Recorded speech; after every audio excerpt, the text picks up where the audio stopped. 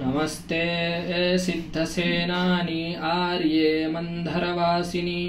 कुमारी काली कापाली कपिले कृष्णपिंगले भद्रकाली नमस्तुभ्यं महाकाली नमोस्तुते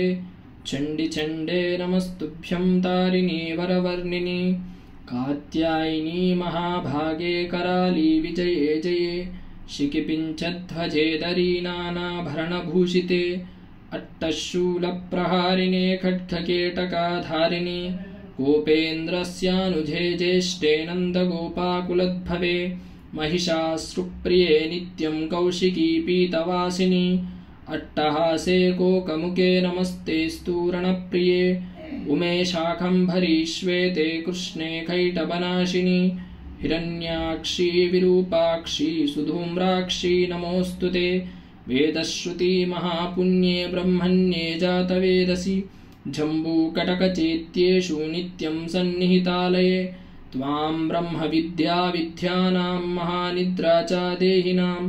स्कन्धमातर्भगवती दुर्गे कान्तरवासिनी स्वहाकारस्वदा चैव खलाकाष्ठा सरस्वती सावित्री वेदमाता च तदा वेदांग उच्यते स्तुतासि त्वं महादेवी विशुद्धेनान्तरात्मना जयो भवतु मे नित्यं तत्प्रासादधृणाचिरे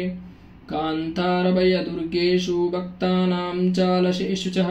नित्यं वससि पाताले युद्धे जयसि दानवान् त्वां जम्बिनी मोहिनी च महृस्तदैव च सन्ध्या प्रभावती चैव सावित्री जननी तदा तुष्टिर्पुष्टिर्दुतिर्दीप्तिर्चन्द्रादितविवर्धिनी भूतिर्भूतिमातां संख्ये वीक्षसे सिद्धचारणैः इति श्रीमन्महाभारते भीष्मपर्वणि त्रयोविंशाध्याये अर्जुनकृत श्रीदुर्गास्तोत्रम्।